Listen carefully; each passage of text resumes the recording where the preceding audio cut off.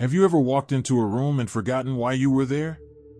Maybe you opened the fridge, looked inside, and thought, wait, what was I looking for again? Or maybe you found yourself rereading the same page in a book 3 times and still not quite absorbing what it said. If any of that sounds familiar, take a breath and know this, you are not alone. And more importantly, there's nothing wrong with you. Moments like these happen to everyone. But they also serve as little reminders, gentle nudges, that just like our bodies, our brains need regular movement too. We often think about keeping our bodies in shape. We stretch, we walk, we eat better.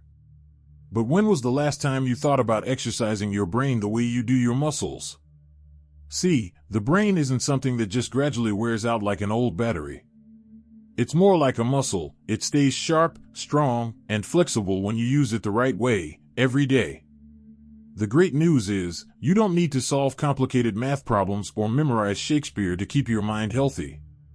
You just need the right kind of daily mental workouts, tailored to how your brain actually works. In today's video, we're going to explore some of the simplest, most effective daily habits, brain workouts, if you will, that help you stay clear-headed, focused, and mentally energized as you age. And let me tell you, these aren't boring. They're fun, they're meaningful, and they'll remind you just how powerful your mind still is. So let's start with one of the best exercises of all, and one that might surprise you. Telling stories. Yes, telling stories is actually a form of brain training. Think about it. When you share a story, even a simple one, you are using memory, sequencing, emotional recall, and language skills all at once. You have to remember the details, organize your thoughts, and deliver them in a way that connects with someone else. That's a full brain workout, and it doesn't feel like work at all. You could be telling a friend about something funny that happened last week, or sharing a favorite childhood memory with your grandkids, or recalling the first time you cooked your signature dish. These moments are more than just talk, they're rehearsals for memory, creativity, and connection. There's a man I met once, Harold, who's 82 and runs a small memory circle every Wednesday with his neighbors. They each take turns telling a short story from their lives. Some stories are serious, some are silly. But he told me it's the highlight of his week, and not just because of the laughter. He said, "It keeps my brain moving. I think clearer the next day." Storytelling is like lifting weights for your mind. Every memory you pull up, every sentence you build, strengthens your mental muscles. And the best part? It brings people closer together. That emotional connection actually boosts brain health, too. Now, another brain workout that people often overlook is trying something new every day, even something tiny. This doesn't mean booking a trip around the world or picking up a new career. I mean small, daily changes that break your brain out of autopilot. Try brushing your teeth with your non-dominant hand. Take a different route on your walk. Listen to a genre of music you've never explored before. These little shifts force your brain to adjust, to pay attention, to build new pathways. A woman named Marlene told me she started doing her crossword puzzle with her left hand instead of her right. At first it felt awkward. But within a week, she said she noticed her concentration improved, not just during the puzzle, but when cooking, reading, and even having conversations. Why? Because that small change woke her brain up. It said, hey, something's different. Time to engage. And that's what we want. We don't want to be stuck on autopilot. We want to keep exploring, keep adjusting, keep growing, because that's what builds neuroplasticity, which is just a fancy way of saying your brain's ability to stay flexible and adapt over time. You see, doing the same thing the same way every day can feel safe, but it also makes your brain a little lazy. Change, even small change, forces it to stretch, to think, to wake up again. Now let's add another layer to this brain routine, something that combines focus, observation, and appreciation. Mindful noticing. It sounds simple, but it's incredibly effective. All you do is stop, even just for 1 minute, and pay close attention to the world around you. What colors do you see? What sounds are present? What's the texture of your coffee mug? What does the morning air feel like on your skin? This isn't just a relaxation exercise, although it's great for stress, too. It's a way of training your attention, sharpening your awareness, and helping your mind stay grounded in the present moment. And in a world full of distraction, that's one of the most important skills you can have. A man I spoke to once said he does this during his morning walk. He picks one tree, and for a full minute, he just observes it. Its leaves, the bark, the birds around it. He said it makes him feel more alive, and oddly, it helps him remember things better later in the day. That's no coincidence. Studies show that mindfulness improves working memory, attention, and even emotional regulation. And it all starts with the simple act of noticing. So whether you're sipping tea, sitting by a window, or out on your porch, take one moment every day to really look, really listen, really feel. Not only will your brain thank you, your spirit will, too. If you're still watching and feel that these insights are meaningful, please type number 2 in the comments to let me know you're still with me. And if you haven't subscribed yet, I warmly invite you to do so, and don't forget to turn on the bell, so you won't miss any of our upcoming videos designed to uplift, inform, and inspire. Your support truly means a lot. It's what keeps us going and allows us to continue sharing thoughtful, helpful content just for you. Now, let's continue this journey together. Now, once you start tuning into those quiet moments of awareness, when you really notice the tree in your yard or the sound of the birds or even the way the light hits your coffee cup, you begin to realize something. Your mind feels clearer. And it's not because you did anything dramatic. It's because you paused.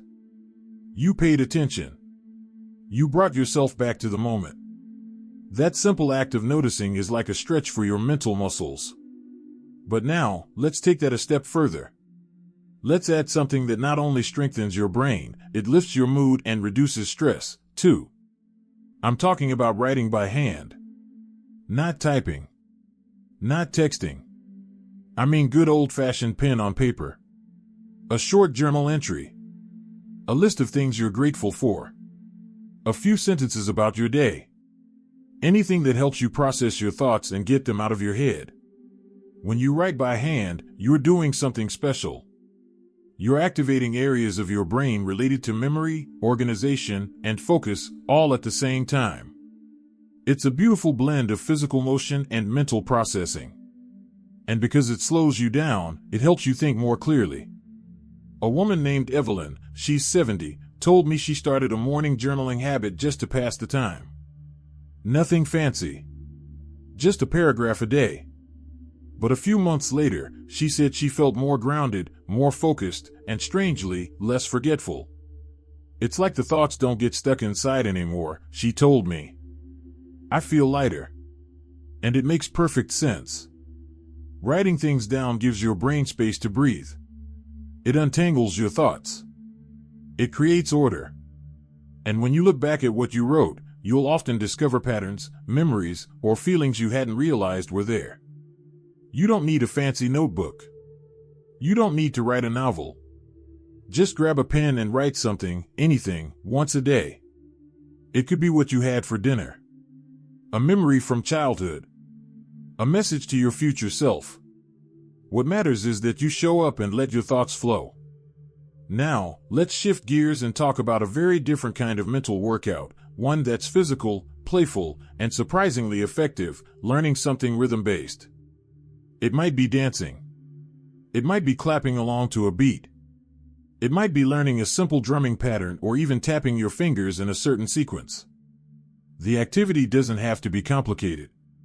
What matters is that it combines movement, timing, and concentration.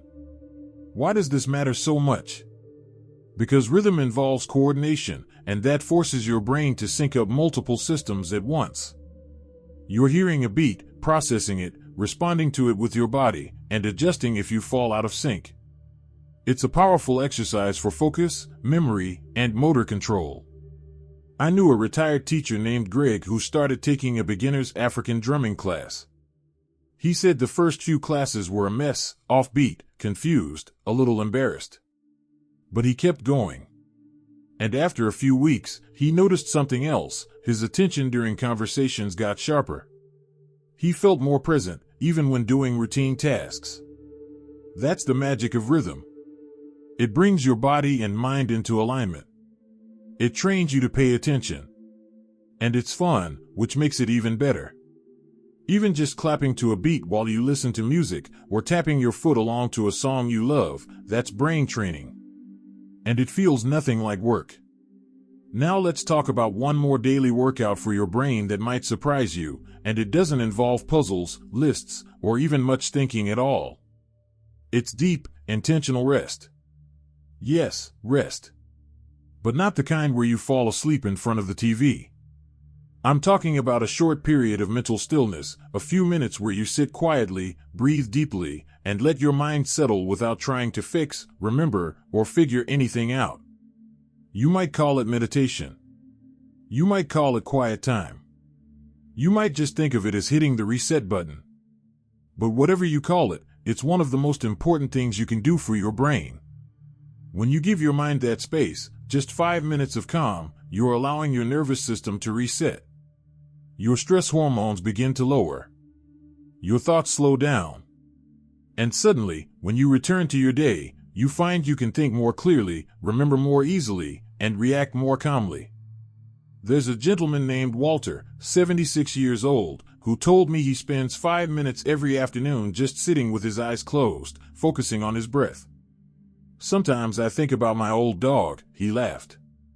Sometimes I think about nothing at all. But afterward, I always feel sharper. Rest is not laziness. It's recovery. Just like your muscles need time to rebuild after exercise, your brain needs quiet time to process, organize, and refresh.